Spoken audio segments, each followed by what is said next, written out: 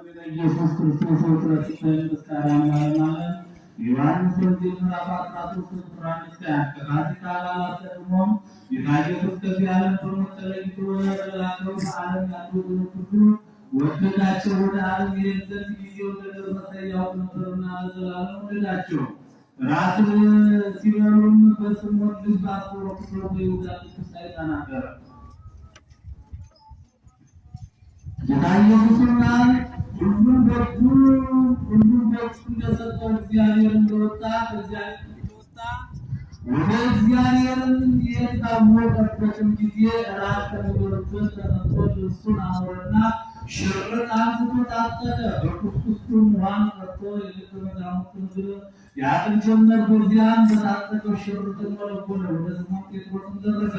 አቤቱ እግሬን የምታጥበኝ አንተ ነህን? አለው። ጌታ ኢየሱስ የምሰራውን አንተ ዛሬ አታውቅም፣ ኋላ ግን ታውቃለህ ብሎ መለሰለት። ጴጥሮስም መቼም ቢሆን አንተ እግሬን አታጥበኝም አለው። ጌታ ኢየሱስ እውነት እውነት እልሃለሁ እግሬን ካላጠብሁ ከእኔ ጋር አትቀመጥ ብሎ መለሰለት። ስምዖን ጴጥሮስም አቤቱ እንኪያስ የምታጥበኝ እግሬን ብቻ አይደለም እጄንም ራሴንም ነው እንጂ አለው። ጌታ ኢየሱስም መላ አካሉን የታጠበ ከእግሩ በቀር ሊታጠብ አይሻም። ሁለንተናው ነውና እናንተ ንጹሐን ናችሁ፣ ነገር ግን ሁላችሁም አይደላችሁም አለ። ጌታ ኢየሱስም የሚያስይዘውን ያመለክት ነበርና ስለዚህ ሁላችሁም ንጹሐን አይደላችሁም አለ። የተናገረው ቃል እግራችሁን ካጠብኳችሁ በኋላ ልብሱን ለብሶ አብሯቸው ዳግመኛ ለእናንተ ተቀመጠ እንጂ አላቸው። ያደረግሁላችሁን አወቃችሁ እናንተ ጌታችን መምህራችን ትሉኛላችሁ፣ መልካም ትላላችሁ፣ እኔ እንዲሁ ነኝና። እንግዲህ እኔ ጌታችሁ መምህራችሁ ስለሆነ እግራችሁን ካጠብኳችሁ እናንተ ግን ወንድሞቻችሁን እግር ልታጥቡ ይገባችኋል። እኔ እንዳደረግሁላችሁ እናንተ ብታደርጉ ምሳሌነትን ሰጥቻችኋለሁና።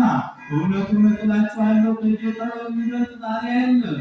ከላኬ የሚበልጥ መልእክተኛነት የምታውቁ ብፁዓን ናችሁ ከሰራችሁ። ግን ይህን የምናገር ለሁላችሁም አይደለም፣ የመረጥኳችሁ እነማን እንደሆናችሁ ያውቃለሁ። ነገር ግን መጽሐፍ የተናገረ ደርሱ በሚናገር የሚነገር እግሩን በእኔ ላይ አነሳ። አሁን ግን በመሆኑ አስቀድሞ ነግራችኋለሁ። በሆነ ጊዜ ምን እንደሆኑ ታምኑ ወዲያ መዘላለም ወዳለው አምነው ብዙ ቀርቦ ተማማና